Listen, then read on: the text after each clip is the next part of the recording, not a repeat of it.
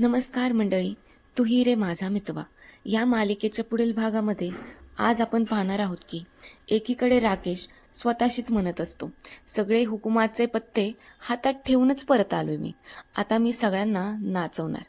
तर तिकडं अर्णव ईश्वरीच्या मांडीवर डोकं ठेवून पडलेला असतो आणि ईश्वरीला म्हणतो, त्या राकेशचा कॉन्फिडन्स बघितलास ना, त्याच्या डोक्यात काहीतरी वेगळंच चालू आहे. मला ताईची खूप काळजी वाटायला लागली. त्यावर ईश्वरी म्हणते, तुम्ही काही काळजी करू नका अर्णव सर, आपण ना आता असा डाऊट टाकायचा की तो अडकलाच पाहिजे. तिकडे राकेश रियाचे चोरलेले दागिने खिशातून काढतो आणि त्याच्याकडे पाहत म्हणतो, हे रियाचे दागिने विकतो म्हणजे थोडे तरी पैसे का होईना पण येतीलच. एवढं बोलून आता राकेश ते दागिने मोडायला निघतोच की तितक्यात अंजली दार उघडून त्याच्या समोर येते आणि समोर उभी राहते.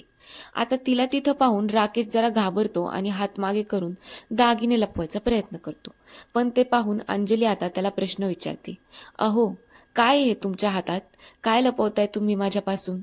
तुम्हाला काय वाटतंय मंडळी, राकेश बावळट बायकोला पटेल असं उत्तर देईल का हो? आणि तिला ते पटेल? मला तर वाटतंय हो. पण ज्या प्रकारे राकेश घरी येऊन गोड गोड बोललाय, त्या प्रकारे त्याची इमेज तो सर्वांपुढे साफ ठेवायला यशस्वी होईल का, ते तुम्ही मला कमेंट बॉक्समध्ये कमेंट करून कळवा. Bye bye.